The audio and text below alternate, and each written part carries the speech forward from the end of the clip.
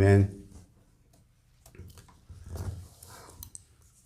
오늘 우리가 읽은 사무엘하 4장 말씀에는요, 다윗이 그의 대적이고 정적이었던 이스보셋이 죽었을 때에 어떻게 처신하고 있는지를 보여주고 있습니다. 사무엘서 말씀을 읽어보면은요, 특별히 사무엘상 후반절 마지막 부분과 사무엘하 초반 부분에 보면은 몇 차례에 걸쳐 갖고 다윗의 정적들이 죽는 그 사건들이 나옵니다. 이 다윗의 정적들의 죽음에 대해서 성경은요, 자세하게, 비교적 자세하게 기록하고 있는 것을 우리가 볼 수 있다는 것이죠. 첫 번째는 무엇입니까? 평생 다윗을 괴롭혔던 사울왕이 길보아 전투에서 죽음을 당했을 때를 기록하고 있습니다. 사무엘하 1장이 나옵니다. 이때 다윗이 보였던 반응을 우리가 볼 수가 있는데, 사무엘하 1장 11절 12절에 보면은 이 다윗이 사울이 죽었을 때 어떻게 반응하고 있습니까? 제가 한번 읽어보겠습니다.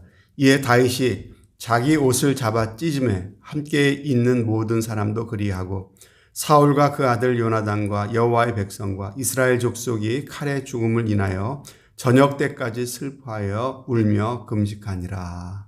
이게 다윗의 반응이었습니다. 두 번째로 아브넬 장군이 죽었을 때에 또 이 다윗의 모습을 우리가 볼 수가 있는데, 사무엘하 3장에 나와 있습니다. 아브넬 장군은요, 사울의 휘하에 있었던 장군입니다. 사울왕이 죽은 후에 이 아브넬이 다윗에게 항복하거나 협조하지 않았습니다. 오히려 사울 왕의 아들이었던 이스보셋을 왕으로 옹이해 갖고 이스라엘 왕국을 계속해서 이렇게 지키려고 하면서 다윗을 대적을 했죠. 그런데 그 아브넬 장군이 죽은 것입니다. 다윗 입장으로 보면 참으로 손뼉을 치며 좋아할 만한 그런 일입니다. 그런데 이때 이 아브넬이 죽었다고 하는 이야기를 들은 다윗의 반응을 우리가 사무엘하 3장 31절 32절에서 볼 수가 있습니다. 제가 또 읽습니다. 다윗이 요압과 및 자기와 함께 있는 모든 백성에게 이르되 너희는 옷을 찢고 굵은 배를 띠고 아브넬 앞에서 애통하라 하니라. 다윗이 상여를 따라가서 아브넬을 헤브론에 장사하고 아브넬의 무덤에서 소리를 높여 울고 백성도 다 우니라.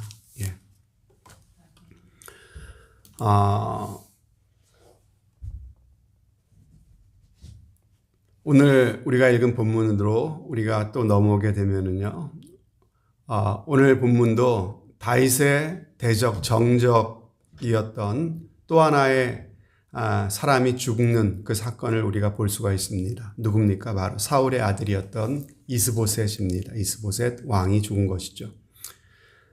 이스보셋은요, 사울 왕이 죽고 나서 다윗이 이스라엘 전체의 왕이 되는 데 있어서 가장 큰 걸림돌이었습니다. 왕의 자손, 사울 왕의 자손. 그래서 사울의 군대 장관이었던 아브넬을 등에 업고서 사울을 이어서 유다 지파를 제외한 이스라엘 전체 나라의 왕이 되었던 것입니다. 그래서 이 다윗과 수년간 전쟁을 벌였던 사람이 바로 그 정적이 이스보셋입니다. 그런데 그 이스보셋이 죽은 것이죠. 어떻게 죽었습니까? 이스보셋의 휘하에 레갑과 바하나라고 하는 장군들이 있었습니다. 이 두 장군이 자신들의 주군인 이스보셋 왕을 배반한 것입니다. 그들은 이스보셋이 낮잠을 자는 틈을 타서 그의 목을 베어다가 다윗 왕에게 가져가서 투항을 하게 되는 것입니다. 여러분, 어찌됐든 간에 이스보셋의 죽음은요, 다윗의 입장에서 보면 알터니가 빠진 것과 같습니다. 이스보셋이 죽었기 때문에 이제는 갈라졌던 나라가 하나로 합해지게 됐고 다윗의 왕권은 강화가 될 것처럼 보입니다. 다윗은 속으로 쾌재를 불러야 마땅한 그런 일이 일어나게 된 것이죠. 그런데 이때 역시 다윗의 반응을 보게 되면 그렇지 않습니다. 사무엘하 4장 11, 12절에 보면은 다윗의 반응이 나오는데 어떻게 합니까? 다윗이 이스보셋을 암살한 레갑과 바하나 장군을 칭찬하기는커녕 그들을 의인을 죽인 악인들이라고 하면서 처단해 버립니다. 여러분, 이러한 내용들을 우리가 이 성경을 보면서 우리의 마음 가운데 의문을 갖게 되는 것이죠. 왜 성경은 이렇게 다윗의 정적들의 죽음에 대해서 자세하게 기록하고 있을까? 그리고 그 죽음을 바라보는 이 다윗의 태도, 보통 사람들과는 다른, 우리의 상식과는 다른 그런 다윗의 그 태도, 그 반응을 왜 성경은 그렇게 상세하게 기록하고 있는 것일까? 여러분, 대적의 죽음을 대하는 다윗의 공통적인 반응을 우리는 볼 수가 있었습니다. 어떤 반응이었습니까? 슬퍼하고 애통하고 있습니다. 보통 사람 같으면은 속으로 쾌재를 부르고 좋아할 텐데 다윗은 전혀 그런 기색이 보이지 않습니다.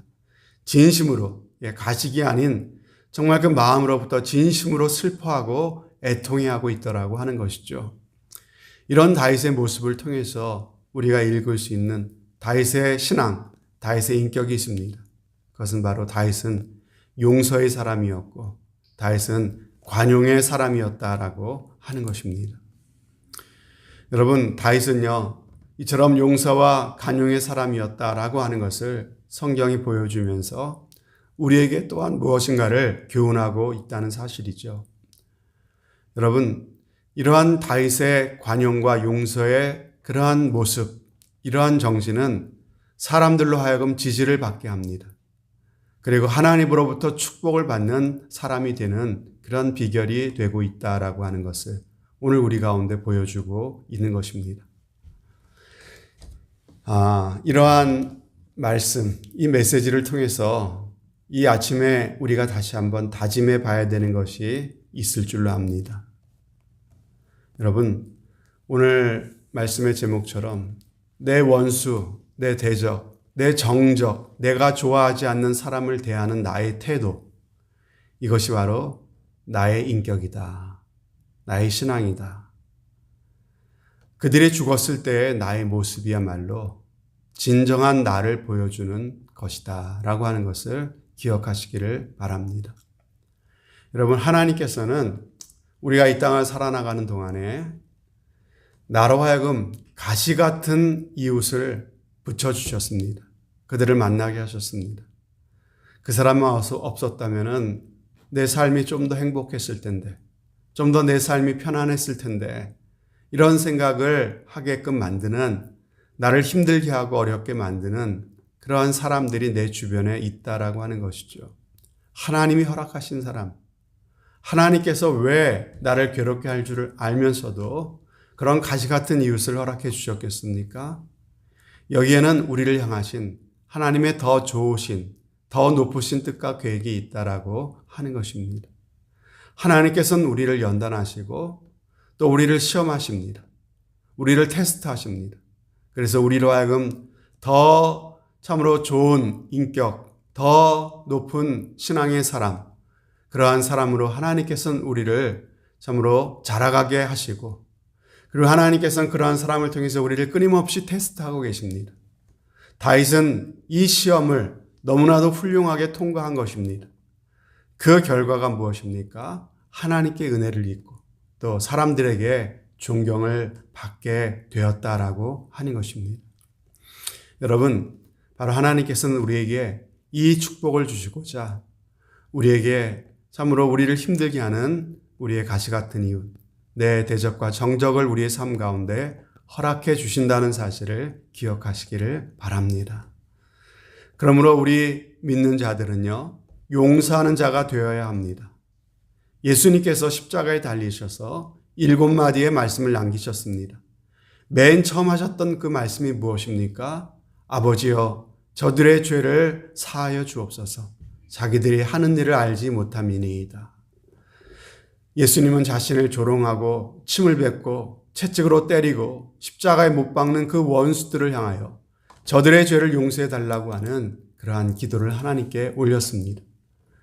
이 예수님의 살아생전 교훈의 핵심은 무엇입니까? 바로 내 원수를 사랑하라라고 하는 말씀이었습니다.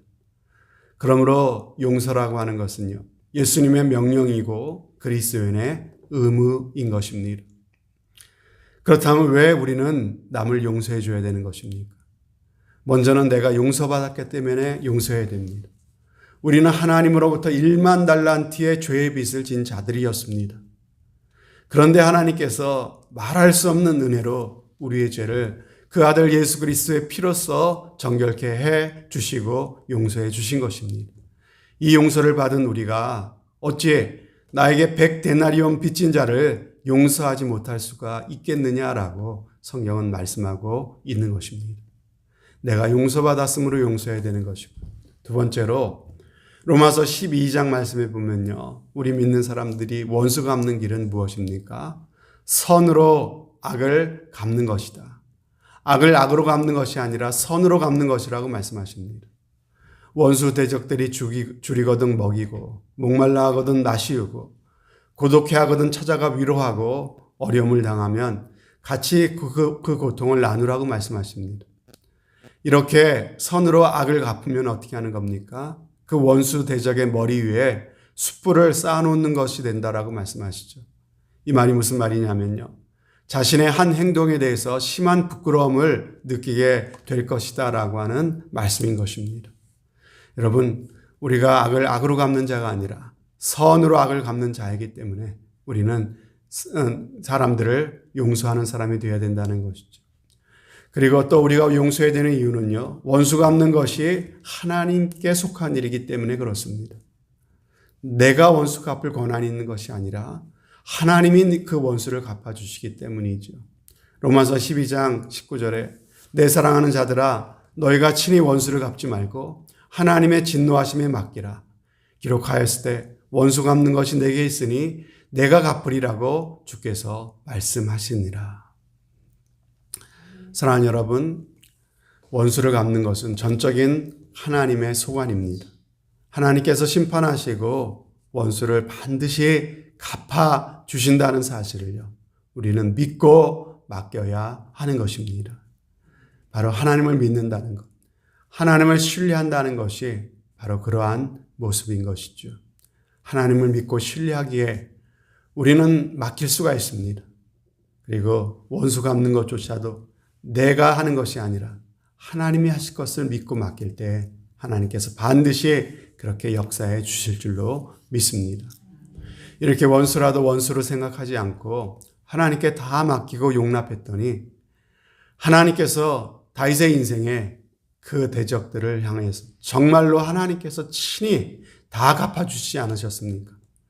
다윗이 친히 원수 갚지 않았습니다. 하나님께서 일일이 다 갚아주셨다라고 하는 것이죠. 그러한 모습을 보면서 다윗은 참으로 좋아하고 춤추는 것이 아니라 오히려 마음 아파하고 애통해했던 그러한 모습을 우리는 볼 수가 있다는 것이죠. 여러분, 원수를 허락하신 하나님의 시험을 이 다윗이 잘 통과하니까는 하나님께 인정받는 자가 되었고 사람들 앞에 존경받는 왕이 되었다라고 하는 것입니다. 그의 앞길에 하나님께서 열어주시는 이스라엘을 가장 강대한 나라로 세워가는 탄탄대로가 열려지고 있는 것입니다. 마귀는 남의 죄를 들춰내고 생각나게 하고 원한을 품게 하고 복수를 하게 만듭니다. 이게 사단 마귀가 하는 역사입니다. 하지만 성령께서는 용서하게 하시고 덮어주게 하시고 오히려 대적을 축복하게 하시는 줄로 믿습니다. 이 사무엘서를 통해서 오늘 이 다윗의 모습, 특별히 대적과 정적의 죽음을 대하는 이 모습을 함께 우리가 묵상하면서 우리가 이러한 다윗의 태도와 그의 마음을 본받는 저와 여러분이 되시기를 바랍니다. 원수들까지도 관용할 수 있었고 용서할 수 있었던 다윗의 길을 따라가게 하옵소서. 이것은 나의 결심만으로 되지 않사오니 하나님의 은혜를 간구합니다. 성령님의 충만함을 간구합니다. 이 아침에 간절히 하나님의 은혜를 구하시면서 오늘 하루도 주님이 우리에게 허락하신 복된 길, 생명의 길, 축복의 길로 가시는 저와 여러분들이 되어주시기를 주님의 이름으로 축복합니다. 아멘. 기도하시겠습니다. 하나님 아버지 감사합니다. 오늘 이 아침에 나의 원수 대적의 죽음을 대하는 이 다윗의 모습을 성경을 통해서 우리 가운데 말씀하여 주시고 정말 이러한 믿음과 이러한 인격이 있었기에 이 다윗은 하나님께 인정받는 자가 되었고 사람들 앞에 존경받는 왕이 될 수 있었던 것을 오늘 우리 가운데 말씀하여 주시니 감사합니다. 아버지 하나님, 정말 이 말씀을 오늘 이 아침에 우리의 마음에 새겨봅니다. 우리도 내 멋대로 내 감정대로 사람들을 대하는 사람 되지 않도록 도와주시고 과연 하나님 살아계셔서 선악간의 모든 것을 판단하시고 갚아주실 것이라고 하는 사실을 우리가 믿어 신뢰할 수 있도록 도와주시고 하나님께 다 맡기며 내 원수를 사랑하라고 하신 주님의 말씀을 따라서 원수를 사랑하며 선으로 악을 갚으며 그렇게 인내하며 살아갈 수 있는 우리의 삶이 되게 하여 주옵소서. 그래서 정말 우리도 하나님께 인정받고 사람들 앞에 인정받는 믿음의 사람으로 더욱더 살아갈 수 있도록 주님 은혜를 더하여 주옵소서. 감사를 드리며 예수 그리스도는 받들어 기도하옵나이다. 아멘.